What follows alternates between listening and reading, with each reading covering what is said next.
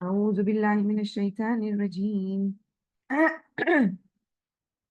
بسم الله الرحمن الرحيم اللهم كل وليك لحجة بن الحسن صلواتك عليه وعلى آبائه في هذه الساعة وفي كل ساعة وليا وحافظا وقائدا وناصرا ودليلا وعينا حتى تسكنه أرزك توءا وتمتعه فيها طويلا اللهم صل على محمد وعلى محمد وأجل فرجه. بسم الله الرحمن الرحيم. الحمد لله الذي هدانا لهذا وما كنا لنهتدي لولا أن هدانا الله. الحمد لله الذي جعلنا من المتمسكين بولايتك سيدي ومولاي علي بن أبي طالب. اللهم صل على محمد وعلى محمد وأجل فرجه. السلام علیکم ورحمۃ اللہ وبرکاتہ. الحمدللہ مسلسل خطبہ شکشکیہ کے جملوں کے حوالے سے جو ہماری گفتگو چل رہی ہے کہ وہ 25 سال جو مولا نے گزارے ہیں، وہ 25 سال جو مولا نے بسر کیے ہیں، کس کیفیت میں بسر کیے ہیں، یہ پرابلم کہاں سے شروع ہوئی. جو یہ پرابلم شروع ہوئی یعنی یہ خلافت کا مسئلہ، یہ خلافت کی جو تکلیف شروع ہوئی جس کی وجہ سے مسلمانوں میں تفرقے ہونا شروع ہو گئے، فرقے بننا شروع ہو گئے. ہاں، تو اس بات کو کیسے جسٹیفائی کیا جا سکتا ہے؟ آیا جو ہمارا عقیدہ ہے، ہم جو امیر المؤمنین علیہ الصلوۃ والسلام کو رسول اللہ کے بعد خلافہ بلا فصل سمجھتے ہیں، تو اس عقیدے کو ڈیفینڈ کرنے کے لیے ہمارے پاس کیا دلیلیں موجود ہیں؟ تو عزیزان محترم، سب سے اول یہ کہ وہ جو اصحاب جن کے حوالے سے یہ کہا جاتا ہے کہ اصحاب رسول اللہ کے یہ اصحاب قابل عظمت ہیں، یہ قابل احترام ہے، ان کی عظمت بہت زیادہ ہے، لہٰذا انہیں کچھ نہیں کہا جائے. مگر کئی اصحاب ایسے ہیں اور جن کے متعلق پروردگار عالم نے قرآن مجید میں آیات نازل کی، ان کی مذمت میں آیاتیں نازل ہوئی ہیں، رسول اللہ نے ان کی کئی مرتبہ تنبیہ کی ہیں. ایسے واقعات پیش آئے ہیں جہاں یہ دیکھا گیا کہ انہوں نے رسول اللہ کی شان میں گستاخی کی ہے. اب عزیزان محترم، اگر کوئی ایسا صحابی، کوئی ایسے اصحاب ہیں کہ جو رسول اللہ کی شان میں گستاخی نہیں کرتے، جو رسول اللہ کی تعظیم کرتے ہیں، جو رسول اللہ کی عظمت کو سمجھتے ہیں، تو وہ ہمارے لیے قابل احترام ہیں. مگر اگر کوئی ایسے اصحاب انصار ہیں کہ جو رسول اللہ کی تعظیم نہیں کرتے، ان کی شان میں گستاخی کرتے ہیں یا انہیں تنہا چھوڑ دیتے ہیں، تو وہ ہمارے لیے بھی قابل احترام نہیں، یعنی ان کی عظمت ہم نہیں سمجھتے کہ اتنی زیادہ ہے. بہرحال جیسے کہ پروردگار عالم نے قرآن مجید میں سورہ توبہ آیت نمبر 25 میں ارشاد فرمایا. پروردگار کہتا ہے کہ ذرا اس جنگ کے دن کو بھی یاد کرو کہ جب تم نے اپنی جنگ میں زیادہ تعداد ہونے پر ناز کیا، فخر کیا، مگر تمہاری زیادہ تعداد تمہیں کوئی فائدہ نہ پہنچا سکی، بلکہ زمین وسیع ہونے کے باوجود تم پر تنگ ہو گئی اور تم پیٹھ دکھا کر چل دی. جنگ حنین جس کا یہ ذکر ہو رہا ہے، جنگ حنین کے حوالے سے یہ کہا گیا کہ جب اس جنگ میں لوگوں کو لگتا تھا کہ ہماری تعداد، ہمارے لشکر میں بہت زیادہ لوگ ہیں، بہت زیادہ تعداد ہے لشکر والوں کی، لہذا اس بار تو جنگ ہمیں ہی فتح ملے گی. جنگ میں اس سے قبل بہت سی جنگیں ایسی لڑی گئی جس میں تعداد بہت کم تھی، جیسے کہ جنگ بدر کے حوالے سے کہا جاتا ہے کہ سامنے کے لوگوں کی تعداد بہت زیادہ، ہزاروں میں تھے وہ لوگ، مگر اس جنگ بدر میں رسول اللہ کے ساتھیوں کی تعداد 313 کی تعداد، that's it. مگر اتنی مختصر سی تعداد ہونے کے باوجود پروردگار عالم نے انہیں فتح عطا کی، انہیں فتح دی، انہیں کامیابی عطا فرمائی. اب تو تعداد زیادہ تھی مگر عزیزان محترم، پہلے تعداد کم تھی، بھروسہ اللہ پر کہ اللہ جتا دے گا، تعداد کم تھی. اور ہم یہی دعاؤں کے جملے جس میں ہم یہ کہتے ہیں یا عماد من لا عماد اللہ، اے اس کی بھروسے کی جگہ جس کی بھروسے کی اور کوئی جگہ نہیں ہے. جب خدا پر بھروسہ کیا جا رہا تھا تو پروردگار عالم نے فتح عطا فرمائی. مگر یہاں بھروسہ کس پر کیا جا رہا ہے؟ یہاں بھروسہ اپنے تعداد پر بھروسہ کیا جا رہا ہے. لہذا پروردگار عالم نے اس کو پوائنٹ آؤٹ کیا کہ تم وہ لوگ جنہوں نے اپنی تعداد پر بھروسہ کیا، اس پر ناز کیا، اس پر فخر کیا، اور وہ تعداد تمہیں کوئی فائدہ نہ پہنچا سکی. پھر زمین وسیع ہونے کے باوجود تم پر تنگ ہو گئی اور تم پیٹھ دکھا کر چل دی، تم بھاگ گئے جنگ سے. مؤرخین نقل کرتے ہیں کہ اس جنگ حنین میں رسول اللہ کے ساتھ چند افراد، چند گنے چنے لوگ تھے جو باقی رہ گئے تھے، جو رسول اللہ کا دفاع کر رہے تھے، جو رسول اللہ کا ساتھ دے رہے تھے، سپورٹ کر رہے تھے. مگر باقی کے لوگ رسول اللہ کو تنہا چھوڑ کے بھاگے تھے. یعنی تعداد زیادہ تھی، دیکھیں یعنی کتنی بڑی جماعت، کتنی بڑی تعداد رسول اللہ کو چھوڑ کر چلی گئی. رسول اللہ کو اس مشکل حالات میں، اس جنگ کے موقع پر، جنگ کے میدان میں، کروشیل ٹائم میں تنہا چھوڑ کے چلی گئی. مورخین لکھتے ہیں علی علیہ السلام، حضرت عباس، جناب فضل بن عباس، ربیعہ، حارث بن عبد المطلب کے فرزند، اسامہ بن زید، عبیدہ بن ام ایمن، یہ وہ لوگ تھے کہ جو لوگ رسول اللہ کو چھوڑ کر نہیں گئے. ان کے علاوہ جتنے افراد تھے وہ سب چلے گئے، جن کی تنبیہ میں پروردگار عالم نے یہ آیت نازل کی ہے. اس کے علاوہ بھی ان کے کئی امور ایسے ہیں، ان انصار و اصحابوں کے کئی کام ایسے ہیں کہ جس سے ہمیں یہ احساس ہوتا ہے کہ ان لوگوں نے رسول اللہ کی کس قدر بے قدری کی ہے، بے احترامی کی ہے، رحمت للعالمین کی، پروردگار عالم کے مصطفیٰ بندے کی، جسے خدا نے چن لیا تھا، اس بندے کی، جو پیامبر تھا، اس کی کیسی بے احترامی کی ہے. عزیزان محترم، سورہ جمعہ آیت نمبر 11 پروردگار عالم یہ ارشاد فرماتا ہے کہ جب کوئی ویاپار ہوتے ہوئے دیکھیں یا کوئی تماشا دیکھیں تو اس کی طرف دوڑ کے نہ چلے جائیں. اور آپ صلی اللہ علیہ وسلم سے کہا کہ آپ صلی اللہ علیہ وسلم ان کو یہ کہہ دیں کہ اللہ کے پاس جو کچھ بھی ہے وہ اس کھیل تماشے اور تجارت سے کئی گنا بہتر ہے، اور اللہ بہترین رزق عطا کرنے والا. اور مفسرین اس آیت کے نزول کے پیچھے جو ریزن بتاتے ہوئے یہ ہے کہ ایک دن رسول اللہ صلی اللہ علیہ وآلہ وسلم نماز جمعہ کا خطبہ بیان فرما رہے تھے، اور کسی نے آ کے یہ خبر دی کہ ایک تجارتی قافلہ آیا ہوا ہے. یہ سن کر لوگ پیغمبر کا خطبہ ترک کر کے، پیغمبر کا خطبہ چھوڑ کے اس قافلے کی طرف دوڑ کر چلے گئے. حضرت کو، رسول اللہ صلی اللہ علیہ وسلم کو تنہا کر دیا، جو کہ اس قافلے سے انہیں کوئی نفع، کوئی فائدہ نہ پہنچا. تو آپ سمجھے ہوں گے کہ یہ جو لوگ تھے وہ کیسے لوگ تھے جو رسول اللہ کو اس کیفیت میں تنہا چھوڑ کے چلے گئے. رسول اللہ کو چھوڑ کے، خطبہ ترک کر کے، جمعہ کے دن خطبے پر ان لوگوں نے پریفرنس دیا تجارت کو، ویاپار کو، اپنے منافع کو انہوں نے پریفرنس دیا. جو رسول اللہ کو اس طرح تنہا چھوڑ دے، کیا وہ قابل احترام ہے؟ یہ میرا سوال ہے آپ سے. خداوند عالم ایک اور جگہ ارشاد فرماتا ہے کہ اے پیغمبر، اگر تم برا سلوک کرنے والے یعنی بد اخلاق اور سخت دل ہوتے تو یہ لوگ تمہارے پاس سے کب کے دور ہو چکے ہوتے. اس لیے تم ان کے ساتھ معافی درگزر سے کام لو، ان کے حق میں استغفار کرو، اور ان کے کاموں میں اور اپنے کاموں میں ان کے ساتھ مشورہ کرو. عزیزان محترم، اگر رسول اللہ کے ساتھ ان کے اخلاق، ان کا سلوک اچھا تھا تو پروردگار عالم کیوں یہ کہہ رہا ہے کہ ان سے درگزر کرو، انہیں معاف کر دو، ان سے درگزر کرو اور ان کے لیے استغفار کرو؟ کس گناہ کے لیے پروردگار کہہ رہا ہے کہ ان کے لیے استغفار کرو؟ یہ وہ اصحاب ہیں جن کے لیے ایسی آیات کا نزول ہوا ہے. کیا وہ لوگ اس قابل ہیں کہ رسول اللہ کے بعد انہیں جانشین بنایا جائے، یا پھر کیا وہ لوگ تعظیم اور عظمت کے قابل ہیں؟ صرف یہی نہیں، کئی ایسے موقع تھے جب ان لوگوں نے رسول اللہ کے حوالے سے ایسی باتیں کہی ہیں یا رسول اللہ کے دل کو رنج پہنچایا ہے، رسول اللہ کے خلاف کھڑے ہو گئے تھے.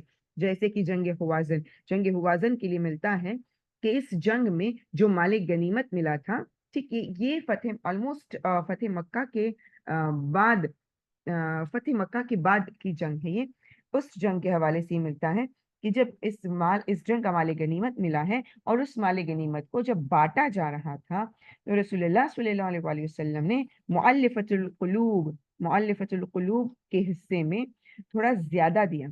جس کے پیچھے مصلحت تھی. انشاءاللہ اگر کبھی موقع ہوا تو اس کے حوالے سے گفتگو کریں گے. مگر رسول اللہ نے اپنے اس کام کو جسٹیفائی بھی کیا ہے کہ ایسا کیوں کیا گیا, رسول اللہ نے یہ کام کیوں کیا ہے. بہرحال اس کے پیچھے ایک مناسب وجہ تھی جو رسول اللہ بہتر جانتے تھے. یہ عزیزان محترم عقیدہ ہونا چاہیے کہ پروردگار عالم نے رسول اللہ کے حوالے سے کہہ دیا وَمَا رَمَيْتَ إِذْ رَمَيْتَ لَكِنَّ اللَّهَ رَمَى. اے میرے حبیب, کنکریا تم نے نہیں ماری, کنکریا میں نے ماری ہے. جبکہ ظاہراً رسول اللہ کے کاموں کو, رسول اللہ کے امور کو پروردگار اپنی جانب نسبت دے رہا ہے کہ رسول اللہ اپنی طرف سے کچھ نہیں کرتے, اپنی طرف سے کچھ نہیں کرتے, جو کرتے ہیں اللہ کے حکم سے کرتے ہیں. وما ينطق عن الهوى ان هو الا وحی یوحى. یعنی میرا رسول, میرا حبیب کچھ کہتا ہی نہیں, جو کہتا ہے وہ وحی کے مطابق ہوتا ہے. یعنی اگر رسول اللہ مؤلفۃ القلوب کو, یعنی وہ ان لوگوں کو جنہیں مؤلفۃ القلوب کہا گیا, انہیں مال غنیمت کا تھوڑا زیادہ حصہ دے رہے ہیں, اس کے پیچھے کچھ وجہ ہے, کوئی مناسب وجہ ہے. مگر رسول اللہ پر بھروسہ کرنے کی جگہ پر یہ لوگ ناراض ہو گئے, اور رسول اللہ کی یہ بات انہیں اتنی ناگوار گزری کہ انہوں نے رسول اللہ کے ساتھ دلیلیں کرنا شروع کر دیا. رسول اللہ فتح مکہ کے بعد یہ دوسرا موقع ہے, ٹھیک ہے. فتح مکہ کے بعد جب رسول اللہ لوگوں کے ساتھ نرم دلی سے پیش آئے, انہیں معاف کیا, جب انہیں معاف کیا تو یہ بات بھی ان پر ناگوار گزری.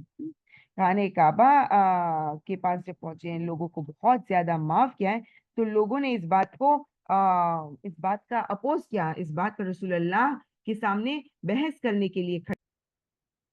تو اب بتائیں عزیزان محترم, کیا وہ لوگ بہتر ہے کہ جنہوں نے رسول اللہ کے ساتھ بدسلوکی کی ہے, بے احترامی کی ہے, یا پھر وہ بہتر ہے کہ جنہوں نے قدم قدم پر رسول اللہ کی تعظیم کی ہے, رسول اللہ سے کبھی آگے نہیں بڑھے, رسول اللہ کے ہمراہ بہترین سلوک کیا ہے, وہ بہتر ہے عزیزان محترم.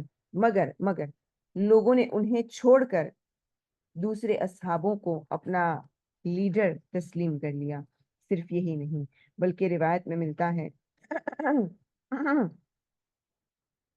میں ملتا ہے کہ ان لوگوں نے کئی ایسے کام بھی کیے کہ جن کاموں کی بنا پر جس وجہ سے یہ کہا جا سکے کہ وہ لوگ رسول اللہ کے خلیفہ بننے کے قابل ہیں.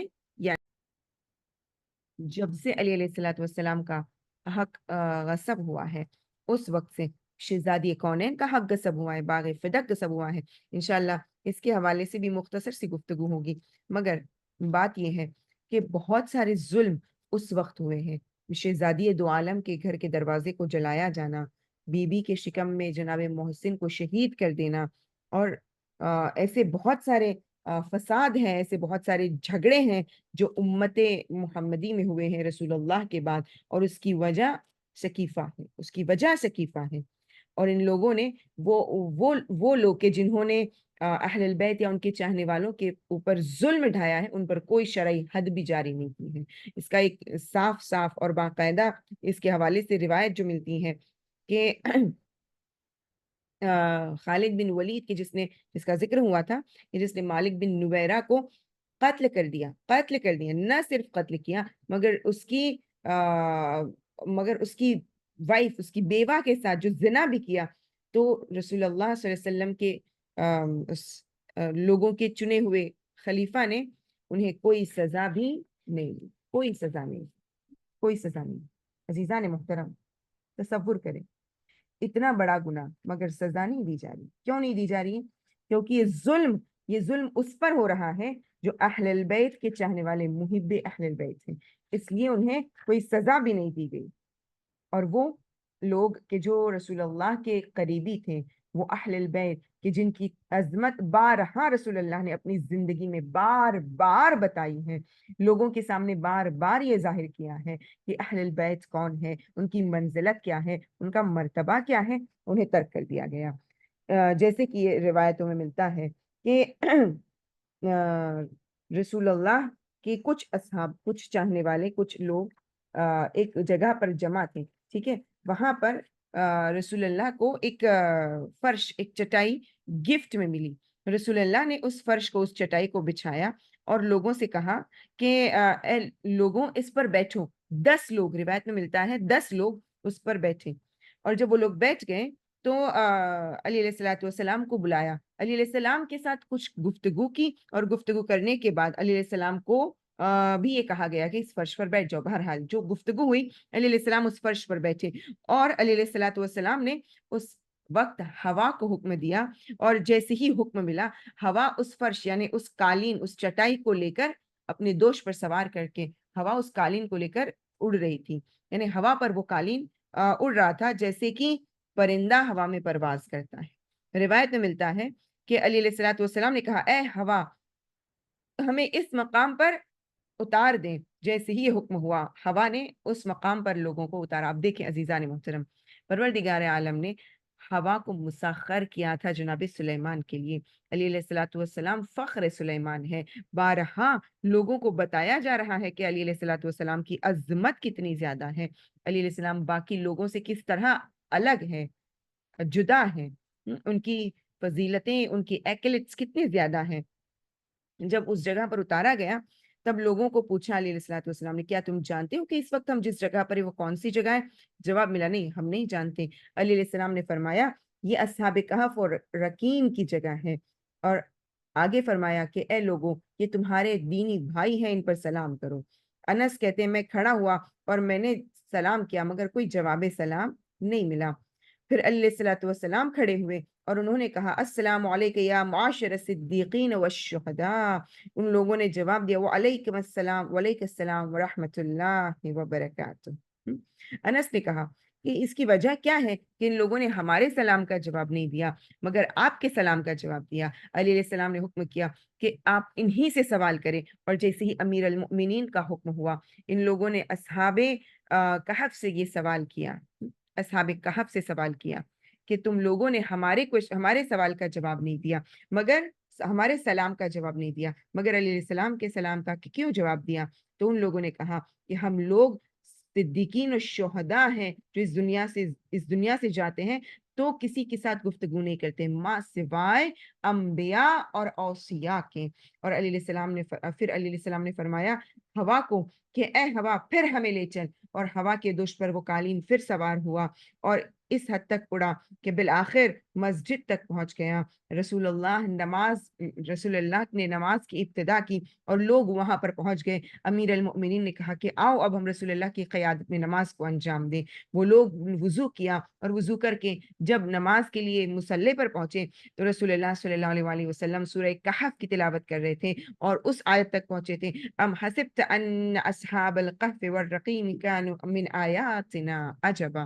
پروردگار عالم نے علیہ الصلوۃ والسلام کو وہ عظمتیں عطا کی ہیں۔ عزیزان محترم، میں یہ کہوں گی کہ ایک وقت ایسا تھا امیر المؤمنین کے لیے، یہ جو 25 ایئرس تھے، یہ ایسے تھے امیر المؤمنین کے لیے کہ لوگ جب امیر سلام کرتے تھے تو لوگ جواب نہیں دیتے تھے، مگر یہاں دیکھیں کہ وہ شہداء، وہ صدیقین، وہ لوگ کے جو پروردگار عالم کے چنے ہوئے بندے ہیں، جنہوں نے پروردگار عالم کی خاطر امور کو انجام دیا ہے، وہ لوگ امیر المؤمنین کے سلام کا جواب دیتے ہیں۔ یعنی عزیزان محترم، ہم سوچ سکتے ہیں کہ امیر المؤمنین کی عظمت پروردگار عالم کی نگاہ میں کتنی زیادہ ہے، اور وہی حقیقی قابل خلافت ہیں۔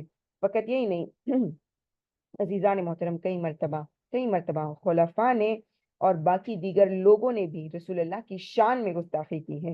جیسے کہ ایک روایت میں ملتا ہے کہ قریش کے چند بزرگ، جن میں نام لکھے گئے جناب ابی بکر، جناب عمر، جناب عثمان، جناب عبد الرحمن بن عوف، جناب ابو عبیدہ، جناب طلحہ اور جناب زبیر، ٹھیک، یہ نام باقاعدہ تحریر کیے گئے ہیں۔ یہ وہ لوگ ہیں کہ جنہوں نے عبداللہ بن عمر نام کے رسول اللہ کے صحابی کو بلایا، اور بلانے کے بعد ان سے کہا کہ حدیث لکھنے کی ضرورت نہیں ہے۔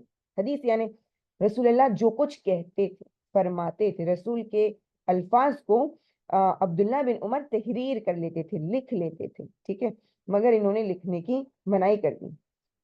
ان لوگوں نے عبداللہ بن عمر سے کہا کہ پیغمبر صلی اللہ علیہ وآلہ وسلم بھی ہماری طرح انسان ہیں۔ دیکھیں یہ کنسیپٹ کہاں سے آ رہا ہے کہ ہماری طرح رسول اللہ بھی نعوذ باللہ انسان، وہ ہماری طرح نہیں، ہم سے افضل، بالاتر، بلند، مگر ان کے لیے ہم عصمت کے قائل ہیں، وہ معصوم ہیں، مگر بہرحال इन लोगों ने कहा कि पैगंबर भी हमारी तरह इंसान है, कभी गुस्से के आलम में कुछ कह देते हैं, कभी आम हालत में कुछ कह देते हैं, तो उनकी तमाम बातें लिखने की जरूरत नहीं है।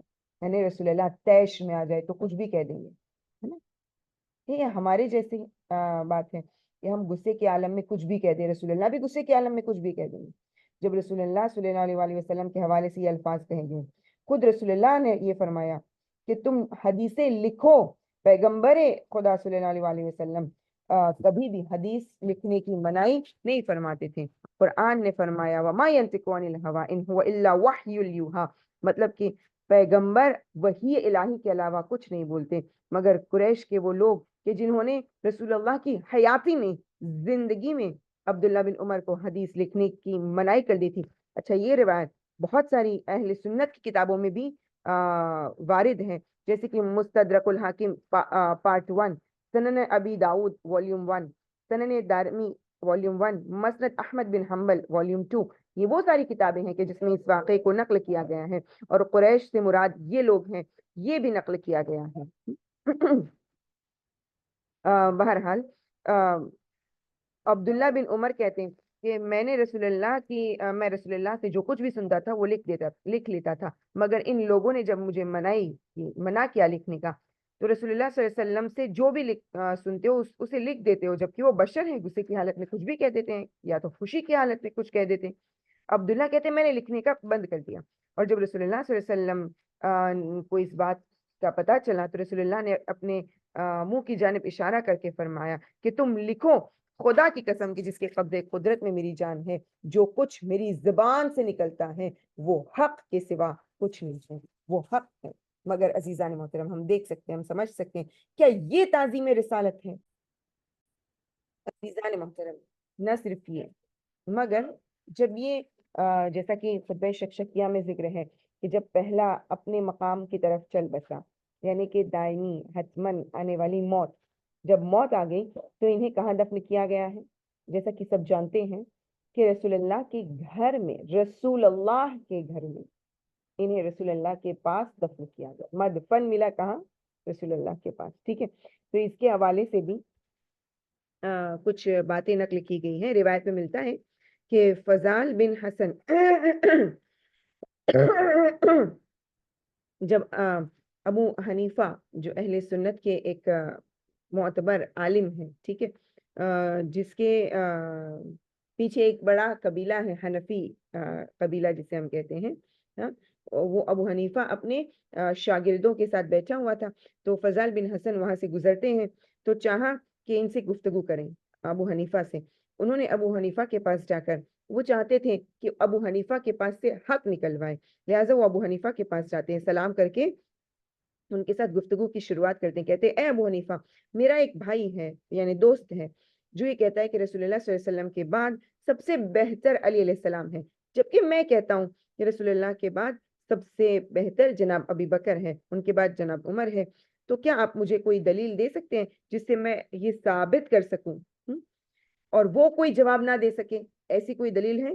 तो अबू हनीफा ने सोच के कहा कि जनाब अबू बकर और जनाब उमर की करामत और फजीलत के लिए तो इतना ही काफी है कि वो रसूलुल्लाह के पास दफन है। इससे बड़ी रोशन दलील क्या हो सकती है, क्या ही होगी, है ना। तो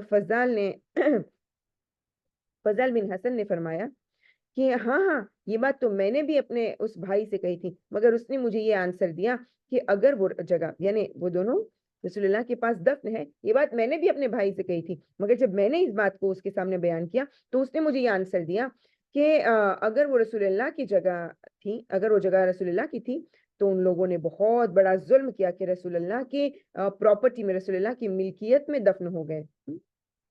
वो जगह पर दफन, अपने आप को दफन करवाने का हुक्म कैसे दे सकते थे कि जो जगह उनकी मिल्कियत की, उनकी प्रॉपर्टी थी ही नहीं। और अगर वो जगह उनकी प्रॉपर्टी थी और लोगों को रसूलुल्लाह सल्लल्लाहु अलैहि वसल्लम ने अपनी प्रॉपर्टी अता कर दी, हिबा कर दी थी, तब भी ये काम रॉन्ग था, क्योंकि ये तो कहीं नहीं मिलता कि उन लोगों ने दूसरों से परमिशन ली हो उस जगह पर दफन होने से पहले। तो अबू हनीफा थोड़ी देर सोच में पड़ जाता है और सोच के फिर ये बयान करता है کہ ہاں مگر پہلے خلیفہ اور خلیفہ دوم کی بیٹیاں جو رسول اللہ کی زوجیت میں تھی ان لوگوں کے حق مہر میں یہ دفن ہوئے ہیں، جیسے ہی یہ بات ہوئی تو فضل نے فرمایا ہاں مگر میں نے تو یہ سنا ہے کہ رسول اللہ کو خداوند متعال کا یہ حکم تھا کہ جب تک کسی زوجہ کی مہر نہ ادا کر دیں تو وہ زوجہ ان کے لیے حلال نہیں ہوتی، یعنی پروردگار عالم کے حکم کے مطابق رسول اللہ اپنی ہر زوجہ کو پہلے مہر ادا کرتے تھے پھر وہ ان پر حلال ہوتی تھی، یعنی مہر تو آلریڈی ادا ہو چکی تھی، پھر یہ گھر میں مہر کیسے آ گئی، گھر کے اس حصے کو مہر میں کیسے لیا گیا؟ جیسے یہ سنا تو ابو حنیفہ پھر سوچ میں پڑ گئے اور پھر کہا کہ ان سے کہہ دو کہ وہ دونوں اپنی بیٹیوں کو جو ورثے میں جگہ ملی ہے نا رسول اللہ کی طرف سے اس میں دفن ہوئے ہیں، یعنی جو وراثت رسول اللہ سے بیٹیوں کو ملی، کن کی؟ خلیفہ اول خلیفہ دوم کی بیٹیوں کو ملی، یعنی ورثہ زوجہ کو ملا ہاں مگر بیٹی کو نہیں ملا، ورثہ بیٹی کو نہیں ملا مگر زوجہ کو ملا۔